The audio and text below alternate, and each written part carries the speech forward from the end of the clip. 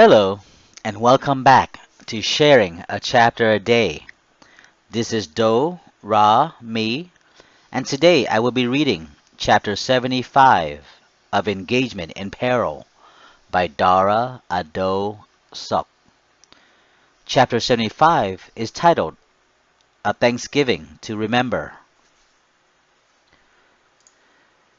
During the Thanksgiving holiday of 1998, we were given a 4-day weekend holiday by our command, of which I planned to sleep the entire time. But a member of my unit then had plans otherwise.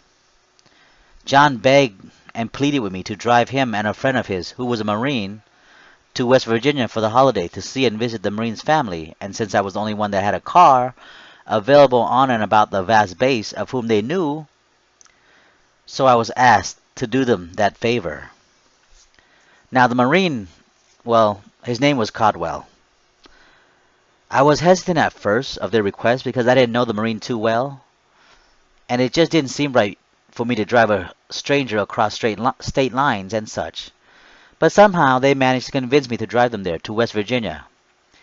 They used the excuse that Codwell hadn't seen his family for over a year, how much he had missed them or so, and that the Marine had a sister that I could meet and greet once I drive them there to his family home. Now, once I heard about the Marine's sister, that he had a sister, I jumped on the bandwagon and went along with the road trip for the holiday weekend. So we all prepared and readied ourselves and were set to leave. But unfortunately for Codwell, the one that I was supposed to be driving to see back home to see his family in West Virginia, well, he couldn't make it. He had to stand, well, he had an emergency 48-hour duty assignment and couldn't get out of it, and he had to stand guard, being the sentry. But he still wanted me and John to go to his parents' home on his behalf to spend time with his family and report back to him on how they were doing and what they were up to. And plus, I wanted to meet his sister Amanda, who seemed interesting enough from the story I've heard about her from her brother and John then. It's awkward going to some stranger's house to spend the holiday with his parent and his family when their eldest son isn't going home, but somehow Codwell persuaded me enough to go in his place, and as a sign of good faith, I allowed myself to be suckered in and went in his place. I thought then to myself, what would Shinshin do? Shinshin would have gladly helped out the Marine and drove him home to see his family. So I went with my gut and agreed to his and John's request of spending Thanksgiving with his family back in West Virginia. I didn't know what to expect then. I just allowed myself to have an open mind and take it as it comes. I was eager to meet this fantastic sister of his, of course, and I hope it goes well for me then. Miss Amanda, here I come. Damn right, Dara, you did. You did come, and boy, did you ever come. Reminding myself what had happened then during that Thanksgiving holiday. So we went without Codwell, John and I, and off we went toward West Virginia in my cherry fireball of a car, sassy. We drove off late Wednesday afternoon, right after work, and with a letter in hand from Codwell for his parents, we set off on our journey toward the Roanoke area in West Virginia. The trip to West Virginia took us a little less than an hour or so. Less than 6 hours or so, my bad. The trip to West Virginia took us less than 6 hours or so. The road was smooth and easy at first, but as we drew closer to the backwoods of West Virginia, the road began to get rough and mountainous, with much hillsides and gravel roads to climb. I wasn't sure or didn't know if my car could climb up the Appalachian Mountains then, but she did. Sassy didn't disappoint, and she climbed it pretty smoothly. That's my girl view. That's my girl of a Honda, you know. The Marine's family live in the mountainside, where there are mostly dirt and gravel roads available to get up there to their home. Climbing the mountainous hill took some time, but we managed, and once we arrived at their home, I took a deep breath while John went to the trunk to get his gear and belongings out of my car. I readied myself to meet and greet the Codwell family, They're in the wooded area of West Virginia. While we were making our way to their front door, we were met and greeted by an older lady and gentleman. I introduced myself to the Caldwell and gave them the written letter that their son had sent with us to give to them. They welcomed John and me into their cozy home and offered us some beverage while we talked and discussed things. It had seemed that they had met John before. He had come over to their home several times previously before my arrival to the new command in Camp Lejeune, North Carolina.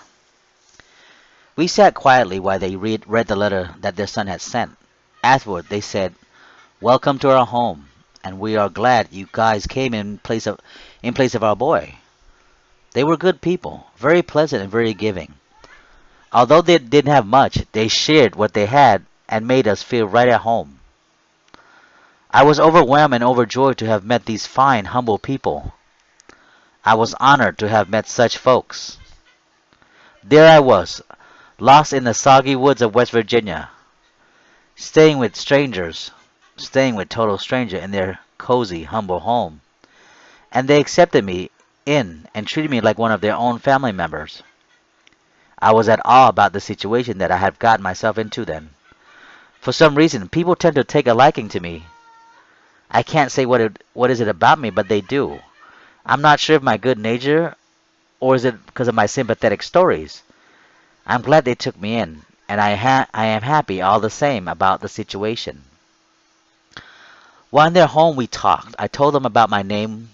I told them that my name was Dara, and for some unconceivable reason they had trouble pronouncing my given name. So they asked me if I had a nickname that they could call me by. So off the top of my head, I said the first simple name that came to mind, Billy. And that stuck the rest of the time that I was with them in their humble home and during that Thanksgiving holiday. They liked that. So from then on, for the next several days or so, with with the Caldwell family, I was known as Billy.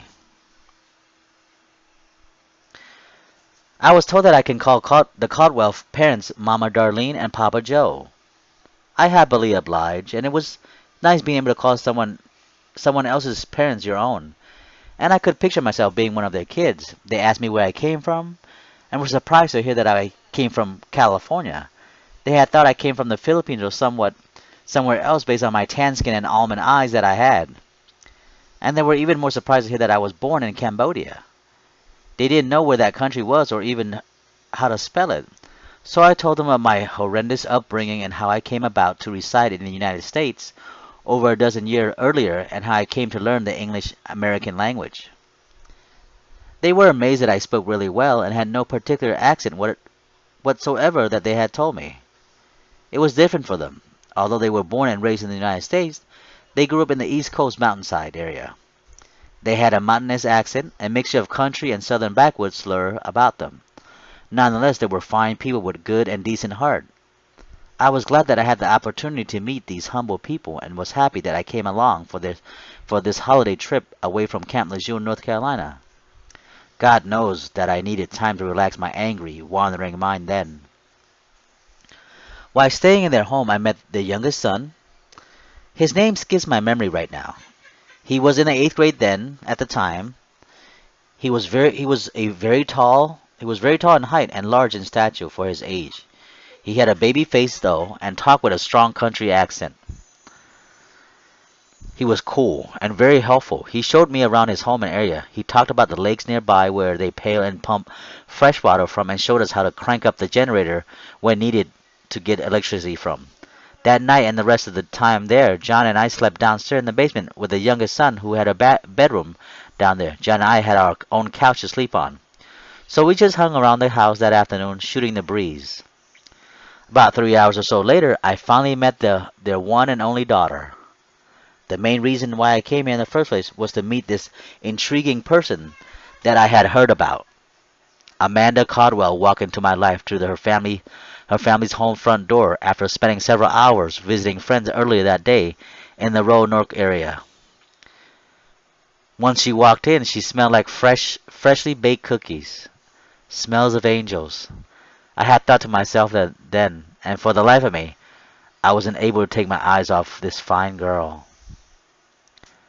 The first thing that I noticed about Amanda, besides her sweet smell of freshly baked cookies, was that she had the cutest smile. She had long, straight brunette hair with captivating green eyes, and a nice, slim, luscious body.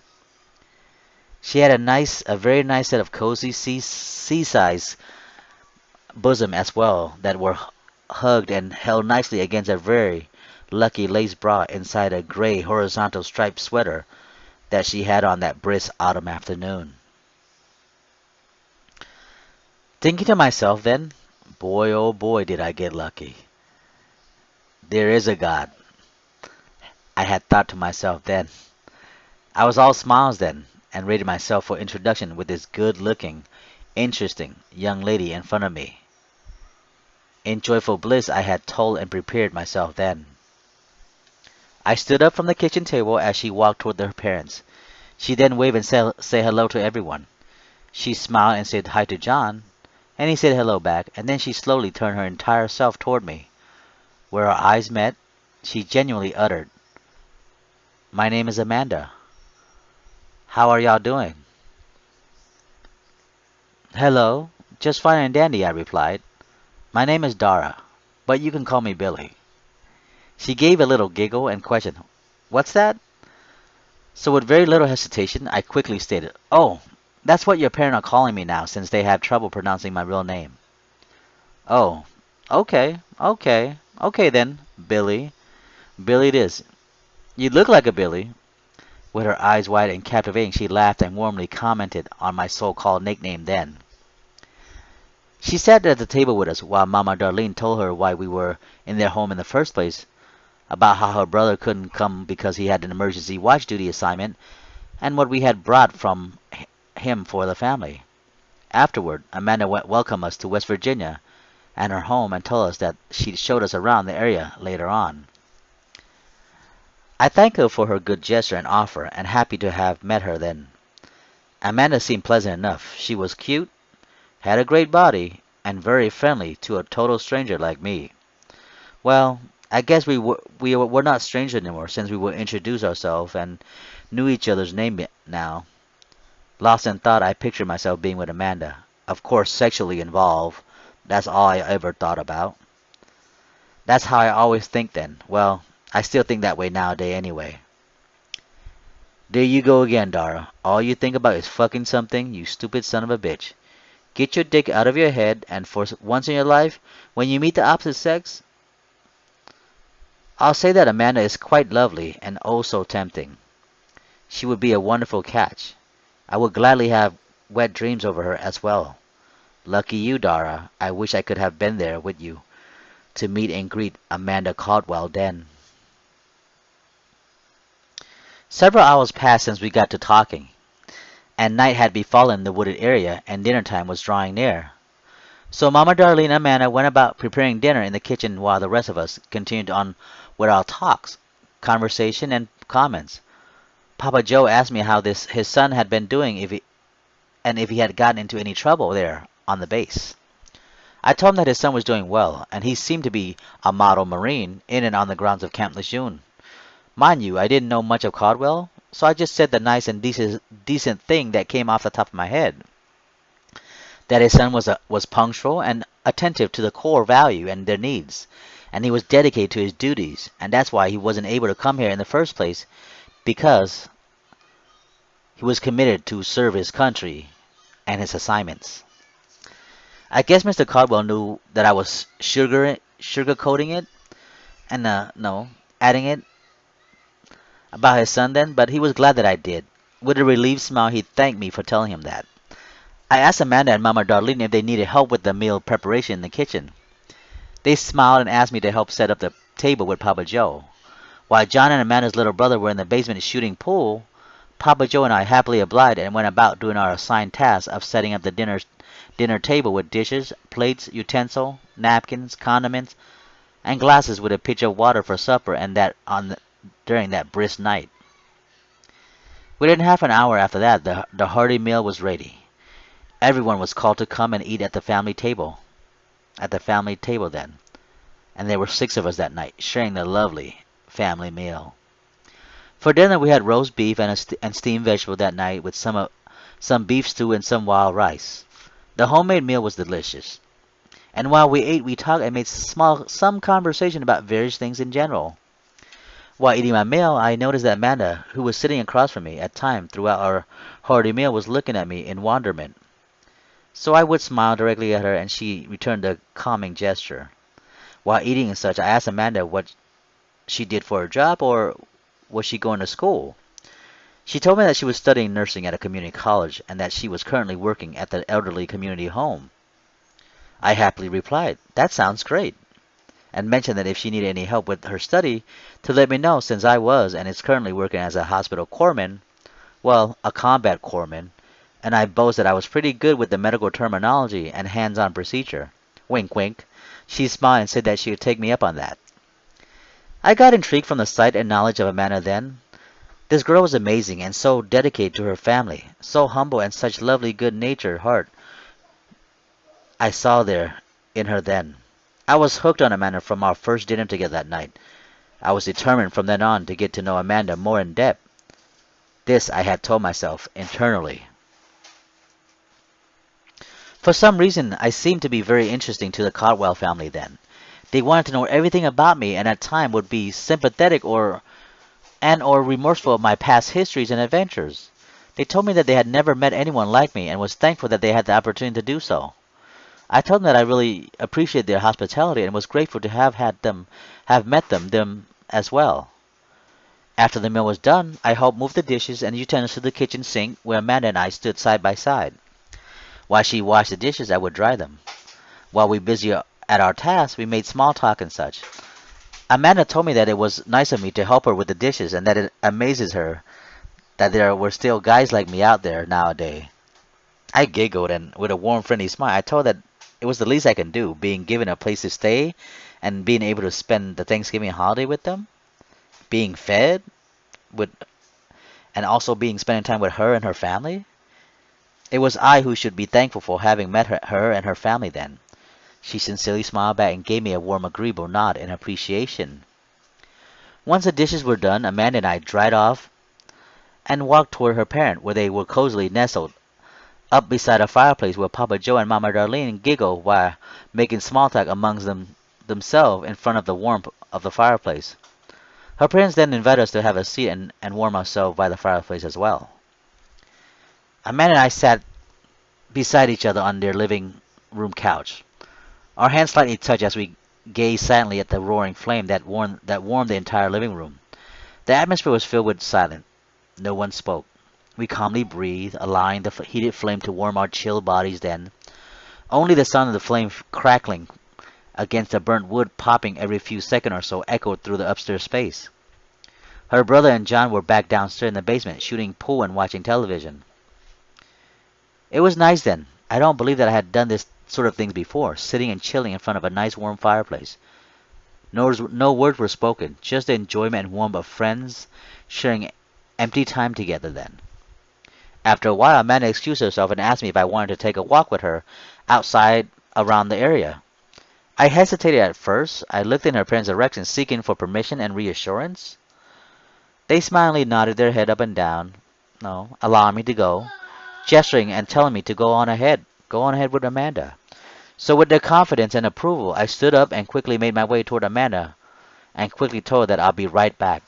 I ran downstairs and straight to my duffel bag and hurriedly I fussed with my bag in front of the fellows and grabbed my sweater and hurriedly made myself back to my Amanda upstairs. We both put our sweaters on and walked out onto their dimly lit porch. We stood there on the porch step for a while, and in silence we smiled and looked into each other's eye and directions. I was too shy to say a word, and she was also hesitant to say anything. So we just stood there side by side, our elbows and hips touching one another while we breathed in the cold, fresh mountain air that instantly chilled our shivering lungs. We continued to make small talk about this and that, and before I knew it, Amanda and I were walking side by side in the dark along the open, moist land. At every few steps or so, our hand would accidentally make contact, with the slightest warmth of our finger caressing one another while we smiled. We continued to make small talk as we strolled down the dark, creepy road, gazing at the thousands of stars above us in the dark, clear, dark sky, talking of our past lives and experiences, and sharing what we've learned. Amanda is the second of three children in her family, which she is the only girl. It seems very intelligent and She seemed very intelligent and very motivated in getting her nursing degree and career started. I too was a second born. Personally, in my thoughts then, I was proud of her for being so determined to be successful and for wanting to help in bettering and caring for others. I was disappointed in myself then since I had recently been kicked out of the officer candidate school and the nurse corps. Amanda was similar to me then. We both wanted to better ourselves and help those we care and love, and also helping others in general. This girl was quite amazing then, so I had thought to myself while we walked about together during that perfect starry night. God, I was really attracted to this lovely girl then. I hope she was feeling the same. We walked around her small community for about an hour or so. She knew her way around the area well, even in the dark. Although it was in the dark, she knew where the cracks and holes were and what not to step on and who lived there and who lives where. She was an excellent guide, showing me and telling me of places where she had visited and done when she was younger and such around the area. On our way back from an hour-long march and walkabout, we actually held hands for a short while. And at various moments, while our hands were embraced, we would steal small dreamy look at one another and simply smile. I think we were falling for each other then. Her hand was soft and warm. The pulse from her heartbeat radiated through the chill vein from her palm. I was actually feeling the palpitation of her heartbeat radiating from her vena amoris vein, also known as the vein of love, that was of her ring finger on her left hand. It was nice, caressing feeling that I had at that moment, and there I was with a girl who was beautiful in, out, and all over. And I was too shy to make a move on her then. Once back at our home, we took a seat on the bench outside the front porch. We sat there in silence, gazing at the brightly lit stars above.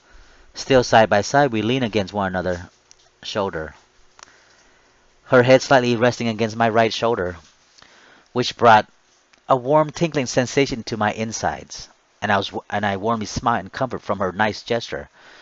I didn't want this sort of feeling to end, but life goes on, and there's no way to change the hands of fate.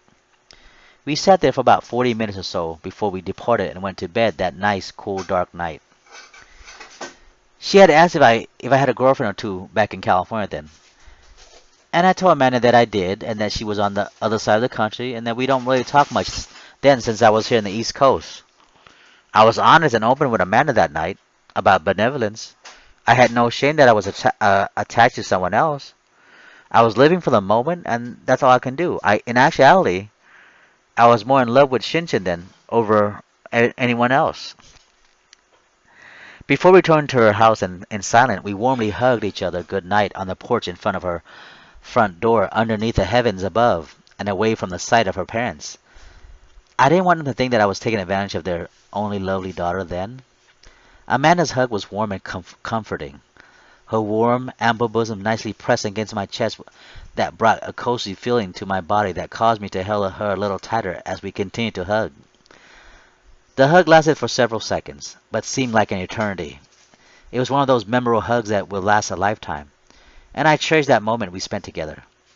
I was getting to really, I was really getting, I was getting to really like this amazing girl. Right before entering her home, quickly Amanda then gave me a soft kissing cousin peck on my right cheek and whispered, "Good night, Dara, and I'll see you tomorrow." She then giggled and walked into the house before me. In awe, smilingly, and with my right hand softly pressed against my right cheek, I smiled and fuzzily replied, "Good night, Amanda. Good night. Sweet dreams to you, miss, and I'll see you tomorrow. Sweet dreams." Once in the house, we parted ways. She retreated to her room while I made my way down the stairs to the basement to my makeshift bed on the three-cushioned couch, and I thought about the last few hours that I had spent with one of the most amazing women that I had met. I took my issued Lipitor pill and prepared myself for bed that night. I couldn't fall asleep right away because I was thinking about Amanda and how comfortable I was around her. We had some sort of a connection then. and I wanted to investigate it more in depth. I'm pretty sure, but mostly hope, that Amanda couldn't sleep either upstairs in her room right above me because her room was directly above where I was sleeping, and her bed seemed to squeak about, and all sorts of ruffling and fuzzing sounds were made up there. I heard her soft body moving and rolling side to side upon her bed, and maybe, just maybe, she too was thinking about me, the young man whom she had just met, and that I had made a good impression on her. Eventually, we both fell into slumber and had a good night of needed rest then. I woke pretty early that morning, before anyone else downstairs, and I wasn't tired, so I freshened up by using the restroom and took a longer than normal warm shower that morning. In thoughts, I saw Amanda's warm, friendly face and curvaceous body, pretending and imagining that she was there by my side. I'm not sure if it was the hot steam from the warm shower getting to my head or my overactive imagination running away with me then. I actually envisioned Amanda's naked body next to mine. I saw myself holding her tightly, her warm, smooth body embraced in mine, and our lips locked in never-ending bliss. We were French-mouthing each other, our tongue rolling and hooking one another as our mouth drew and slobbered, warm mixture of saliva and warm water together. My hand slowly moved from the arch of her back toward her firm, luscious bosom, where I squeezed them firmly and snugly, causing her to moan out inviting gesture.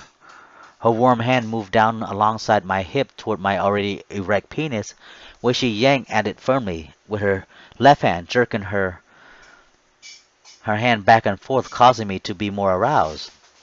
That rushed more gushing stream of blood to my swollen shaft, causing it to get even harder.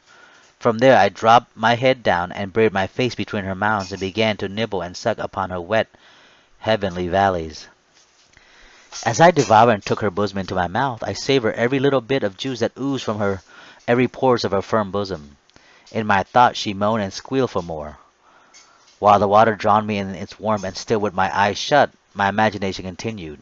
I pictured myself lifting her up by her long, firm leg where I positioned her to mount me from the front, and with her arms and hand holding the back of my head and neck for support, and with her legs eagle spread, I thrust my awaiting shaft deeply inside her, with amazing silence, causing her to open her mouth. She jerked forward and clamped her carnivorous teeth into my shoulders and clavicle. Her eyes rolled back and forth as though it was an amazing surprise, and she began to ride me like she had never ridden before. She pounded up and down upon me like an exercise ball, where you bounce on it up and down to break a sweat.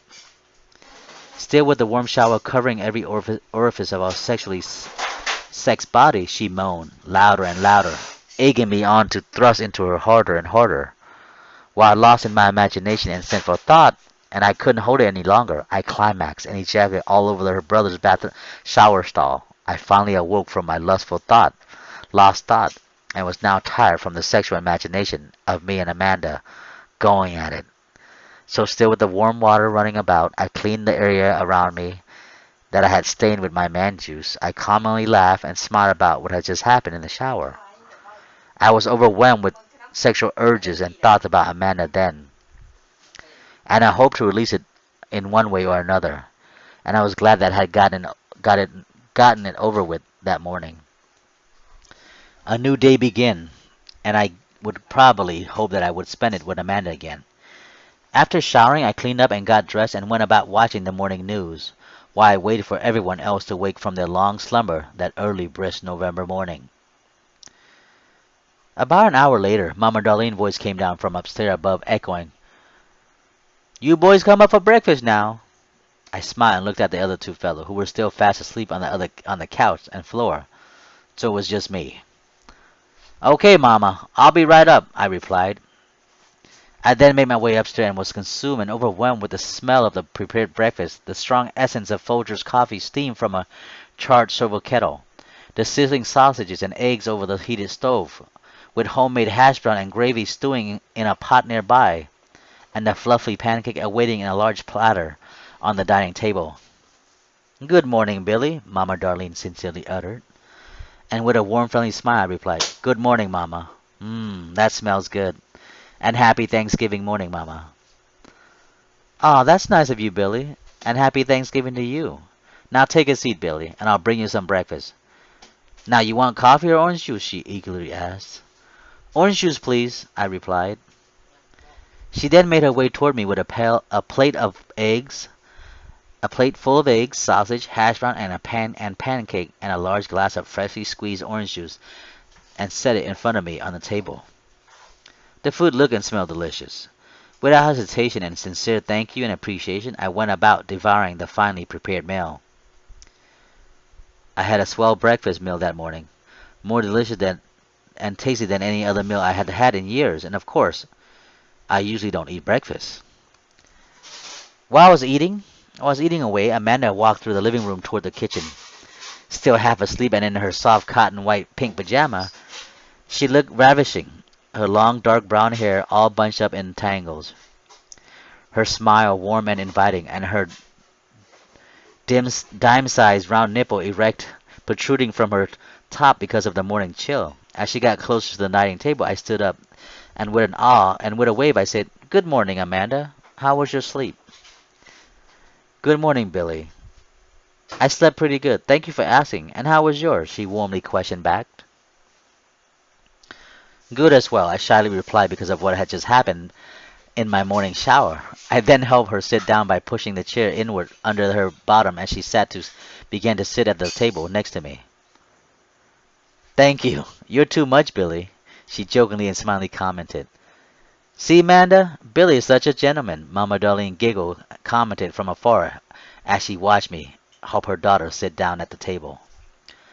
Mama Darlene then brought Amanda a plate full of food as well, so we ate breakfast together that morning, Amanda and I making small talk and such while we feasted.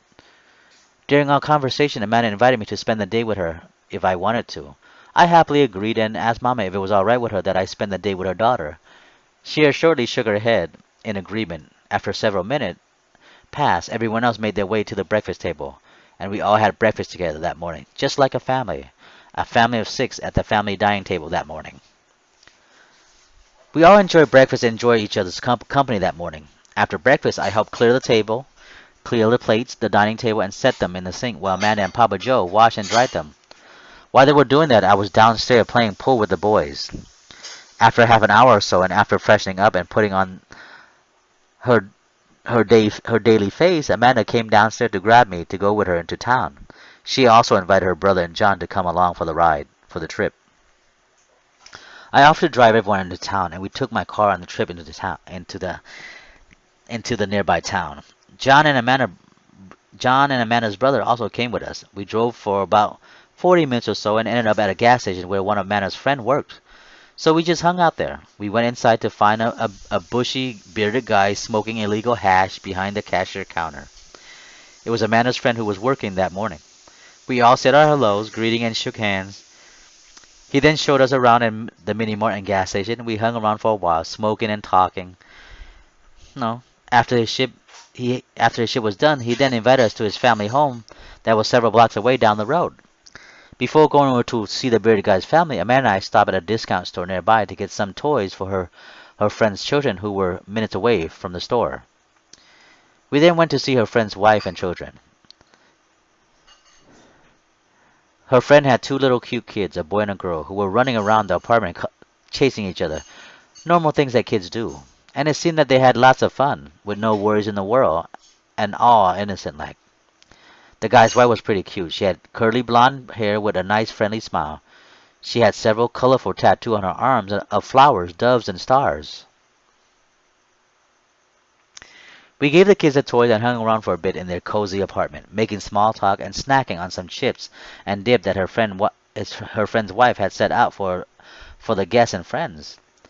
It was nice meeting Amanda's friend then. They were cool people and wasn't uptight about meeting a total stranger who wasn't like them. They had accepted me for me. After visiting her friend's family, we made our way back to Amanda's home, where she helped her mothers prepare and make Thanksgiving dinner. Once at home, we began to assist her mother with the dinner preparation. I helped with the chopping and cutting up the vegetable, and the other men and boys helped with mixing the stuffing, gravy, and sauce. Amanda and Mama Darlene made the main course. They stuffed the turkey with breadcrumb, croutons, vegetable, and other good stuff and cooked the meatloaf as well. Thanksgiving dinner with the Caldwell was wonderful. Being able to share in the preparation and helping out to make the meal made it more worthwhile. I was very thankful for having met Amanda and her family then, and they asked and allowed me to stay to say grace at the dinner table that festive Thanksgiving night. Say grace? I haven't said grace in forever. I felt really humble from their good natured gesture, and I did my best to find the right words and thought of what I was about to say. So I thought back to my days spending in the church. So I pondered and said what came to mind then. Thank you, God, for the wonderful meal that we are about to have and bless those all around us. Please bless this family and friends here and Amanda's brother and those who are in our platoon and company and those who are in the armed services. We are thankful for having good companies and being able to share in this festive occasion together. In God's name we pray. Amen. Everyone else said amen as well. And during our festive feast, the Caldwell received a phone call from their son who was standing watch back in Camp Lejeune, North Carolina.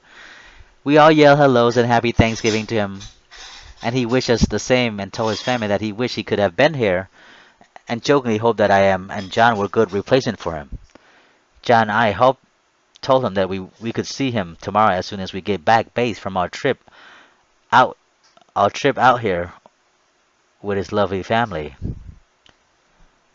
I was thankful of being fortunate enough to have met a family like the Caldwell. They are all terrific people, and may God bless them forevermore. After dinner, and we were all stuffed and overwhelmed from the food, some of us went downstairs to play pool, and Mama Darlene told us not to worry about the dishes. She'd do them tomorrow. So she and Papa Joe went and sat by the fireplace. Hand in hand they sat and giggled. Before leaving the house, we asked Amanda's parents if they wanted to come along with us with the walk. We asked Amanda's parents if they wanted to come walking with us. They told it was okay and that we should enjoy ourselves out there. So Amanda and I decided to take a short walk again around the neighborhood to burn off some of that what we just ate. We put on our coats and sweater and off to the walk-in again we went. Like two little school children in love, we were all smiles out there in the dark together. Hand in hand, Amanda and I strolled down the neighborhood, inhaling in the cold, brisk air and exhaling cloudy mist from our lungs. We made small talk and such and told each other how appreciative we were to have met each other then. We giggled and laughed at moments when necessary. Our hands seemed to clutch each other tighter and tighter. We stopped several times to give each other hugs, her warm, firm body touching mine. We snugly embraced each other, squeezing each other warmly, and several moments we slightly kissed each other on the lips, her soft, warm lip pressed against mine. It was a comforting feeling being with Amanda at that moment. I wish I could have stopped and frozen that moment in time and live it forever. After about an hour or so, walking around and holding hands, we made our way to the house. By now it was around 22:30 hours, 10:30 at night if for you people who doesn't know. Before entering the house, we gave each other a warm kiss good night right under the moonlit starry sky that shone its light upon us that very moment, making the scene very romantic and very enchanting. The kind of stuff that dreams are made of or the kind of you see in fairy tale movies. Still with our hands held together, we then smiled and walked in the house together. Once in the house, we noticed that Mama Darlene and Papa Joe had already gone to bed. So Amanda and I decided to go downstairs to join her brother and John, who were still playing pool. We all played several rounds of double at 8 ball, Amanda and I against John and her brother. We had a nice time playing pool that night. We played about 5 rounds of pool, giggling and laughing while we played and shoot the breeze. By now it was getting late. It was around 0200, and we were all tired, and John and I had to return to Camp Lejeune tomorrow by 2000. So we parted ways and said good night to each other. John decided to share the room with Amanda's brother that night, leaving me and Amanda behind to ourselves in the open space of the basement to say our good nights. I walked Amanda to the beginning of the stairs to go back upstairs to her room, and we gave each other a long, warm hug and once again softly kissed each other good night. I watched her as she walked upstairs, and once at the top of the step, she turned around and waved goodbye, sweetly and gently, miming silently good night. I too mimed good night in her direction and gave her a quick, firm salute. Smilingly then, she shut off the stairs light, closed the door, and we parted way for the rest of the enjoyable night. As I made my way to the couch, I could hear Amanda's footstep making her way toward her bedroom upstairs. I unbuckled my belt and dropped my blue jeans and took off my long-sleeved shirt and left it out beside the makeshift couch bed. And in my boxer and t-shirt, I crawled and rolled myself onto the couch under a cozy warm blanket, preparing myself for a nice rest. Lying there in silence, I looked up toward where Amanda was, right above me. She laid comfortably in her bed upstairs, and I was hoping that she too was thinking about me. I couldn't fall asleep right away, thinking about the last 2 days and how wonderful it had been, having met the Cardwell, especially meeting Amanda. She was such a sight for sore eyes, and it was such a wonderful sight. Here I am, having met such a terrific girl and knowing not what to do, and I have a girlfriend who was waiting for me back at home in Long Beach, but I couldn't seem to get Amanda out of my head. So I continued to lie there, lost in thought and intrigue of this marvelous, cunning creature who had shared her time and social event with me these past days. Lying there thinking and hoping that at various moments I would hear Amanda above moving back and forth on her bed. I reached out my hand toward Amanda above, hoping that she could feel my yearning for her right at that moment. Minutes passed and I slowly began to fall asleep, and thoughts of her and what I would do to her began to diminish from my mind as I slowly drowsed off to sleep. After finally falling asleep, I was awakened by Amanda's warm, soft lip pressed against mine as I lay there on the couch. It turned out that Amanda was thinking about me as well. So she had come down to tell me that it had been wonderful having met me and that she'd miss me when I leave tomorrow. I told her the same that I would feel the same and hope that we keep in touch. We continued to give each other soft pressing kisses and hugs, and we sat there side by side, holding hands and whispering sweet nothing in each other's ears of our interest and hobby. As moment passed, we began to kiss more passionately, our tongues locked and our mouths suckling and biting at each other. I nibbled on her neck while she bit softly onto my clavicle. We both knew that's what we were doing then. We both knew what we were doing that night in our family's basement was wrong. We both knew that what we were doing that night in our family's basement was wrong, but it felt so damn good. Being with each other then at that moment and just living for the moment. My hand moved slowly up her pajama from behind. My warm palm pressed against her smooth, warm back, pulling her down tighter and tighter against me as we continued to kiss and nibble at one another, savoring each other's flesh. I was getting turned on, and I could sense that Amanda too was getting really hot and bothered. We continued to make out. My penis and her nipple were erect from the pleasure and enjoyment that we were giving each other then. I laid back down on the couch where she straddled on top of me while her warm buttocks moved back and forth atop my firm shaft, dry humping me and really turning me on. Getting the best of me, she knew how that. Getting the best of me, she knew then that night that. Getting the best of me, she knew how then that night, and she was teasing me about it. She leaned down and we continued to make out some more. Our heavy breathing echoed throughout the basement, and in silent prayer, I was hoping that no one heard us or noticed that she and I were doing what we were doing then that early morning. We slobbered all over each other and savored every tasteful moment that we had. My hands moved firmly up and down her bare back. While making out, we stole a quick, brief moment from each other. I took off my t-shirt where she unbuttoned her pajama top. After we continued to go at it like wild dogs, her warm bosom resting against my panting chest as we imploded in each other's passion. I pulled her firm, gentle body higher toward me, where her warm, bountiful bosom sat atop my face, and slowly, with my slobbering tongue, I massaged at her and all over her nipple, pleasuring her seductively like a devilish snake, while Amanda sat atop of me then. I flashed back to a very similar event that had happened months earlier in Newport where Elaine. Quickly I shook the memories of Elaine away and focused my attention with Amanda once again. It's weird. Things you do with different girls seem so similar, Dara. I guess it's your technique and moves on these girls that are similar and remind me of things you did with those you were involved with then. You have a way of making out. So, I guess you have a routine, Dara. I grasped at Amanda's firm bosom in my hand and sucked on them as if they were my pacifier. I bit and ripped at them as though I were an infant yearning for nourishment.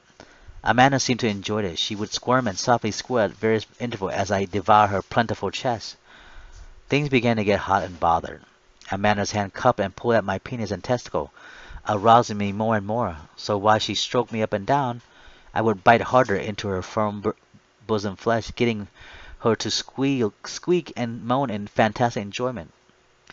I was really getting hot and bothered as well, and I wanted to be inside Amanda then and there. We were both rating ourselves for lovemaking that morning.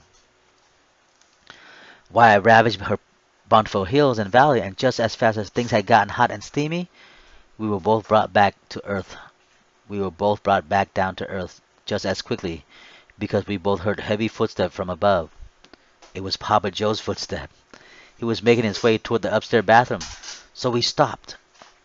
So we stopped what we were doing and just lay there timidly, silent for several minutes, anticipating what her father was upstairs doing and hoping that he wasn't checking up on his only daughter then. Our sweaty, naked body, gooey, were clinging atop of each other, our hearts synchronizing pace in its beats, and our breaths were long and shallow, panting together. We smiled in the darkness and slightly giggled about the situation that we had gotten ourselves into. We both remained calm and still, listening to what was happening upstairs and waiting while her dad was busy at his business upstairs. Amanda waited until her dad was done using the restroom before she made her way back upstairs to her own bedroom. Although we both didn't want to stop what we were doing, but we knew we had to. She then pried away her wet, cozy, warm, beautiful body from mine. She then buttoned up her pajama top and gave me one long last deep, passionate kiss good night. I told her that I really enjoyed the moment we just had and was thankful for being able to share it with her. With a warm giggle, I said, "Happy Thanksgiving again, Amanda." In soft giggle, she said, "Oh, you're too much. Good night, Dara. See you soon." She softly gave me another long smooch pressed against my yearning lips. I said good night and we parted ways once again. As soon as Amanda made her way back upstairs with a mischievous smile and grin, and thoughts of that moment, I was fast asleep. Damn. If it wasn't for Papa Joe getting up to use the restroom that morning, Amanda and I would have gone all the way and fucked our brains out early that cold morning in the mountainside of West Virginia. Oh well, shit happens, as I reassure myself of things to come. The next day I woke around 0900, right before everyone else except Mama Darlene, who was already having breakfast at the dinner table. After washing up, and I made my way upstairs to say hi, and she had already had my plate ready for me. So we sat there and had breakfast together, enjoying each other's company. Several moments later, the rest of the household straggled in, one after another, for breakfast. We continued to dine and laugh and make small talks. Amanda came and sat beside me. I said good morning, and she warmly returned the gesture. Her right hand grasped and squeezed my left hand under the table. We both smiled and went about eating the well-prepared breakfast. We had eggs, hash browns, sausage, and the leftover from last night's Thanksgiving dinner. While we all ate, Papa Joe asked, "So when you boys think I'm leaving today?" "Around noon, sir," I replied. "That's too soon," with a cheerful frown from Mama Darlene sadly commented. "I'm sorry, Mama. We have to be back to base by 2000 tonight. We have to check in by then since our command keeps track of those things. Wish I can stay longer." While looking back at her, I sympathetically stated, "You know we're all gonna miss you guys, especially you, Billy. You lead a pretty interesting life. All that terrible stuff and event you had gone through when you were younger," Mama Darlene warmly replied, reminding me of my past living under the atrocity of the Khmer Rouge and the burden of communism. "Thank you, Mama. You're too kind." And with a warm, sincere, appreciative smile, I said, "Thanks. Thanks, Mama. Thanks for everything. You guys have been so wonderful and so gracious, allowing us to share Thanksgiving with you all, and giving us a place to stay and being able to spend time with you guys. It's really been a blessing. Thank you so much, everyone. God bless you all. It was our pleasure, Dara. With a wink, Amanda smilingly replied, her right bare feet rubbing against alongside mine, causing me to look directly in her direction as though we were ready for the second round of last night's sexcapade. I definitely smiled in her direction. Man, I wanted to take Amanda then and there and have my devilish ways with her. After breakfast, I helped Amanda and Mama Darlene clean up the kitchen. I did what I can, and by now it was around 1100. John and I began to load our gear back into my car. Before parting from the Caldwell home, Amanda and I took our last walk together around the neighborhood. We held hands as we walked for several yards, and thankful for having met each other and hopeful that we see each other again in the future. As soon as we were eyesight away from her home and those we knew, Amanda dragged me into several nearby brushes and bushes, where she threw me down and had her way with me then. We French kissed at each other like there was no tomorrow.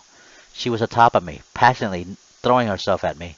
I bit back at her as hard as she had given it. Why, we were going at it like wild animals then. I want you inside me right now, Billy. Amanda demanded that of me. Right now? Right here? Right now? Are you sure?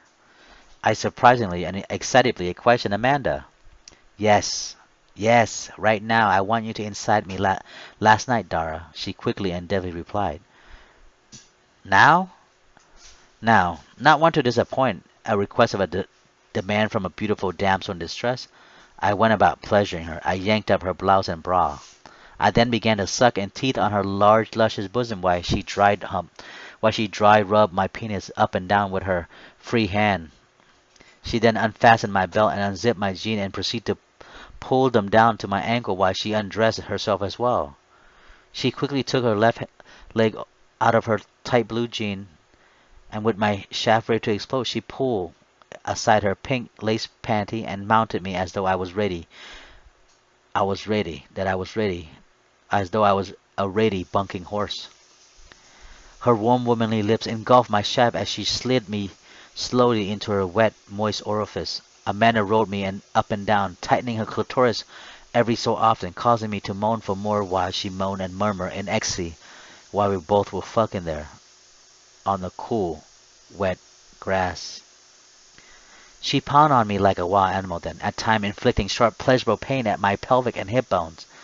With the excitement of having sex in the bushes out there in the open, and the anxiety and thrill of being caught and seen by the general public, I unloaded my bubbling, creamy, radiant package into and inside of her, causing her to squirm her buttock back and forth upon my pelvic area, where I thrust and thrust upward sharply into her. From there I had her get down on her hands and knee, where I mounted her from behind. With my firm oozing shaft in hand, I thrust myself inside of her. Her moist vaginal lips easily opened up for insertion, rampaging and romping at her ass, slightly pushing her entire body forward atop the moist grass, wet leaves and brushes. I thrust myself harder and harder, faster and faster inside her. Slapping sounds of our skin and bone echoed throughout the wood as our flesh collided in hot, passionate, sinful ecstasy. While I thrust my hard penis into her, one of my forefingers was jabbed deeply inside her anus. I was getting her ready to be fucked there. Several times then I spat onto her anus, lubricating her and getting ready to put myself deeply inside of her then. With her hands and fingers clutched the long brittle winter grass below her, she squealed and moaned from the pleasure. Our body once again covered in sticky sweat. I quickly looked at my watch, and it was 5 minutes to 1200, and I knew then that John was waiting for us to depart for the base.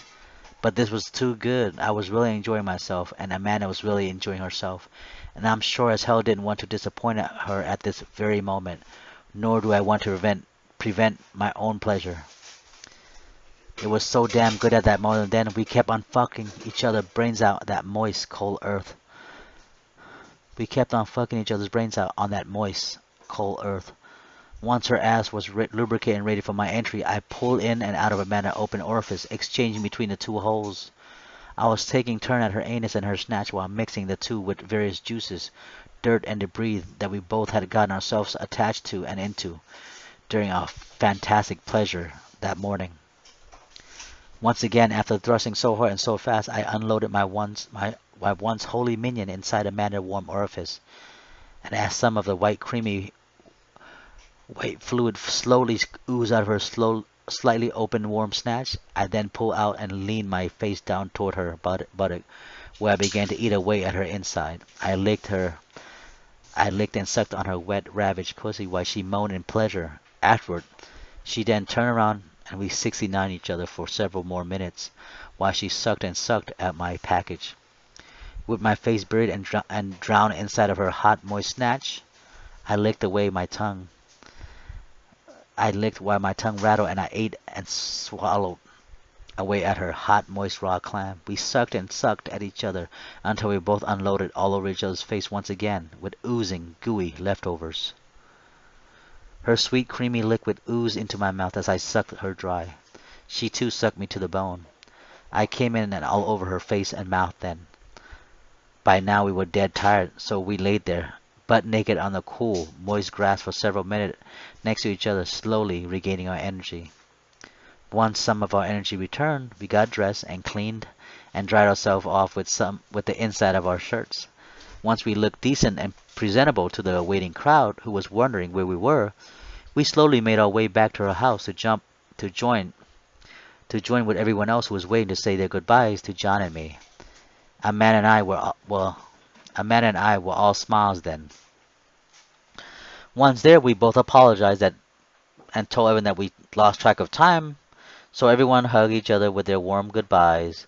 Once again, I thanked the Caldwell for their warm, sincere hospitality, and hoped and prayed many well-deserved blessings for them. While I thanked them, I looked deeply at Amanda, almost like I was staring at her. I was so captivated by her then, and I was falling for sweet Amanda. Mama Darlene had packed John and me several containers of goodies for our trouble and trips, and a separate package for her son back on base as well. Be sure my boy get this, Billy, she pleaded and reminded me while we smilingly insisted.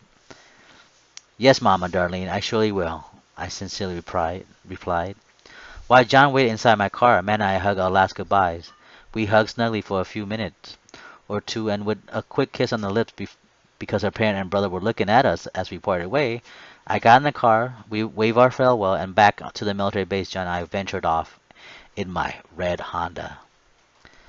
Little did I knew then that would be the last time that I see Amanda again. Little did I knew then that would be the last time that I would see Amanda again. If I knew then that would be our last meeting, I might have gotten drastic and asked for Amanda's hand in matrimony. Then again, you're not the type, Dara, you asshole. Just always keep her warm memories in your heart and mind. I reminded myself of past events lost. On our way from the Caldwell home, we waved goodbye as our host waved us good luck. I slowly drove off as I looked in my rearview mirror, eyeing Amanda for the last time and smiling humbly that we had met and shared those few wonderful days with each other. The road trip back to base went pretty well. We had our stop and go incident in various stages, but made it back to base before a few minutes before 2000 hours. While on the trip, John and I spoke about our stay with the Caldwell, and we listened to music. I thanked him for inviting me and for asking me to drive him to the Caldwell there. I told him that it was a nice experience. We chilled and had a nice ride back to base the rest of the cool autumn afternoon. And once back at the base, we met up with Amanda's brother, and I told Caldwell of his family's doing, how they had missed him and hoped the best for him. He told me that he already knows because he had spoken to them about several hours ago on the phone, and thanked me for being there with him, and I thanked him for allowing me to go visit his family in his place. I then handed Caldwell the tub of goody that Mama Darlene had prepared earlier with some leftover Thanksgiving dinner and sweets that she had given to us to give to her eldest son back at the Marine base in Camp Lejeune, North Carolina. Caldwell took the gift, and with sincere thanks he marched off, out of my sight and back to his business. He then thanked me once again, and we sincerely shook hands, parted ways in different directions, and I went back to my barracks and decided to go to bed early that night. I was quite exhausted then from all that early fucking that I was doing in the woods with Caldwell's lovely sister, Amanda. Exhausted from the day's event and adventure and smiling thinking of the time and events that I had shared with Amanda the last few days and that crazy ass sex fest we just had in those brushes and bushes on the out there in the cold, chill woods of West Virginia. I smilingly and cozily dozed off to my slumber and dreaming of what could have been with Amanda. You slept soundly then, Dara. You slept soundly. Dreams and thoughts of Amanda ran through your thoughts and mine then, and for the next several weeks after. I so wish we could reconnect with that wonderful girl. She could have been, she could have maybe been the one, you know. Amanda Caldwell could have been the one for you, Dara, as I questioned and told myself once again. Thank you for listening. This is the end of chapter 75. Be on the lookout for chapter 76, titled Sent Away for Reevaluation. This is Do, Ra, me, and I'll see you later. Thank you.